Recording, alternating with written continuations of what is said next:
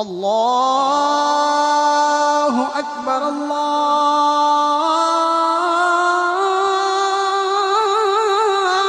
আকবার। আরে আজানটা তো পড়ে গেল, এখন নামাজ পড়বো আমি।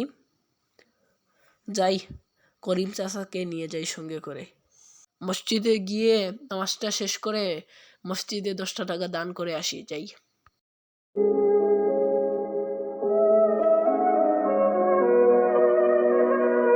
করিম চাচা, ও করিম চাচা, আসো আসো, নামাজে যাব। আসো আসো আসো তাড়াতাড়ি। এ ছেলে, কি হয়েছে? কি হয়েছে? কেন ডাকছো? চাচা, মসজিদে যাবেন না? মসজিদে তো আজান পড়েছে। এখন আমি মসজিদে যাব, গিয়ে নামাজ আদায় করবো। আপনিও চলুন আমার সাথে, দুজনে মিলে ছোয়াব আদায় করে আসি। চলেন। এই ছেলে, যা, আমি কোনো নামাজ পড়বো না, তোর সব তুই আদায় কর, যা।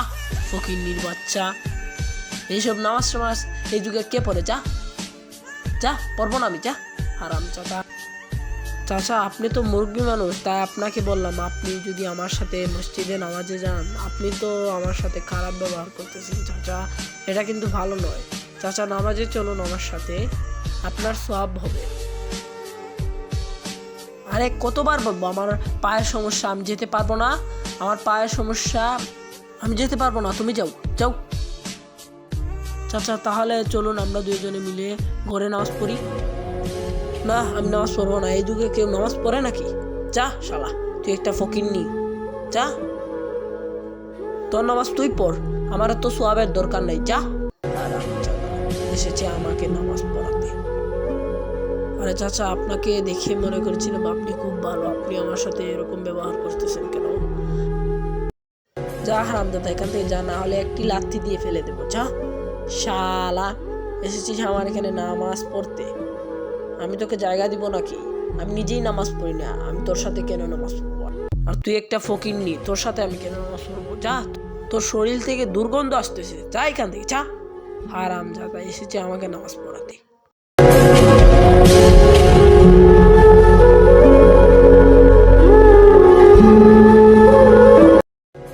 আজকে আমি গরিব বলে করিম চাচা আমাকে অপমান করলো। আল্লাহ, তোমার বান্দাকে তুমি হেদায়েত দান করো, আমিন।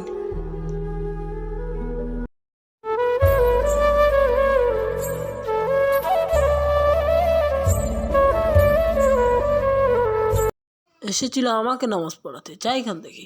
হারামজাদা এসেছে আমাকে নামাজ পড়াতে, যাই ঘুমিয়ে পড়ি।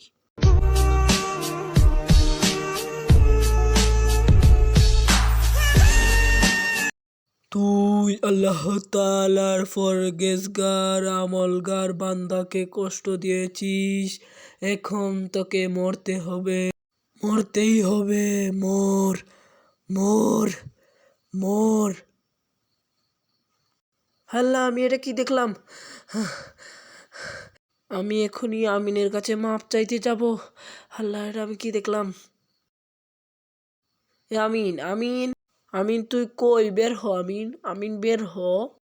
আসসালামু আলাইকুম চাচা, কি হয়েছে? কি হয়েছে চাচা?